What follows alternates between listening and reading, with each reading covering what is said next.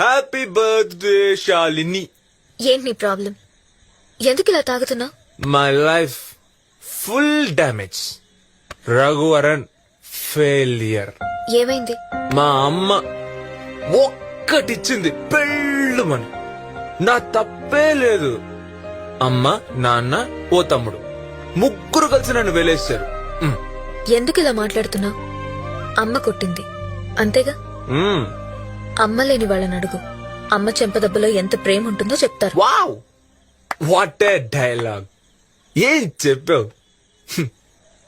మా ఇంట్లో నువ్వు ఉంటే తెలిసేది. ప్రతి దానికి కంపారిజన్. వాడు ఉద్యోగం చేస్తున్నాడు, నువ్వు ఉద్యోగం చేయట్లేదు. వాడు సంపాదిస్తున్నాడు, నువ్వు సంపాదించట్లేదు. వాడు కారు కొన్నాడు, నువ్వు కారు బొమ్మ కూడా కొనలేవు. నేను 10th చదివేటప్పుడు వాడు నాకంటే హైట్ గా ఉండేవాడు. దానికి మా నాన్న ఏమన్నాడో తెలుసా? వాడిని చూడు పద్ధతిగా తిని ఎలా హైట్ అవుతున్నాడో, నువ్వు ఉన్న